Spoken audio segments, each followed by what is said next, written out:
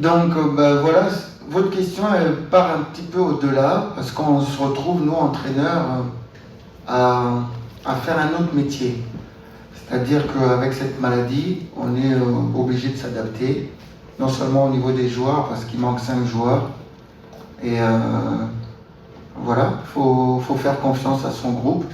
Comme là aujourd'hui, nous avons, et nous ne sommes pas les seuls, hein, nous sommes tous logés à la même enseigne, donc au niveau de notre métier, on doit réfléchir autrement.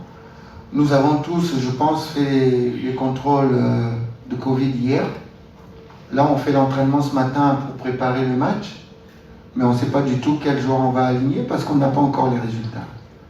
Donc, on est vraiment dans une difficulté.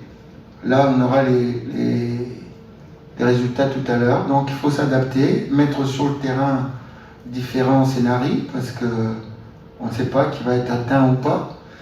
Et ne pas être pris au dépourvu, ça reste toujours la même chose, c'est-à-dire réduire les incertitudes, mais là elles sont beaucoup plus nombreuses, parce qu'on ne sait pas quand est-ce que les résultats vont sortir, ils vont arriver à quelle heure.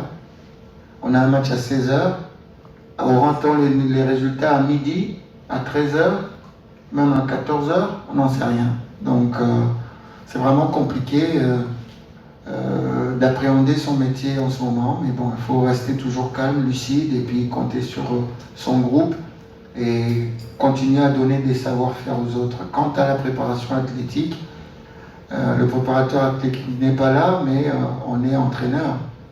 Et sur un plan personnel, ça c'est un domaine que j'adore, donc que j'aime aussi, j'aime bien faire. Donc ça va, de ce côté-là, son absence ne se fait pas trop ressentir, mais c'est surtout cette incertitude qu'on a au niveau de la maladie qui fait que notre métier est en train de changer.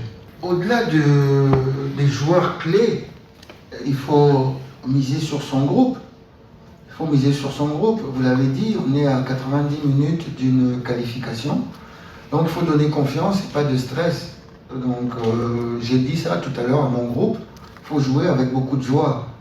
Il faut venir demain sur le terrain avec beaucoup de joie. Il faut faire votre métier, mais dans ce qui est beau dans ce métier, c'est de donner de la joie. Donc, quand vous prenez de la joie, quand vous êtes heureux sur le terrain, on a beaucoup plus de chances de s'en sortir que quand vous arrivez avec trop de questions. Donc, non, j'ai tenu un discours plutôt de joie en leur demandant de se libérer et de ne pas être timoré. Je crois que demain, notre qualification, si qualification il y a, passera par le jeu. Donc, j'aurais demandé de jouer. Écoutez, non. Celle qui me fait plaisir, oui. Et celle que je vois aller de l'avant un peu plus. J'ai pas eu l'occasion de suivre tous les matchs parce qu'il y a des moments, des matchs qui se passent pendant qu'on est à l'entraînement. Mais l'équipe du Cameroun m'a bien plu. Elle m'a bien plu, pourquoi? Parce qu'elle est solide et elle a montré une mentalité de vainqueur, c'est-à-dire qu'ils ont poussé, ils ont mis un rythme terrible et une équipe qui joue à domicile avec des joueurs qui se sont retrouvés il n'y a pas si longtemps. Il y a un état d'esprit qui naît et qu'on voit là-dedans et elle m'a bien plu cette équipe, vraiment.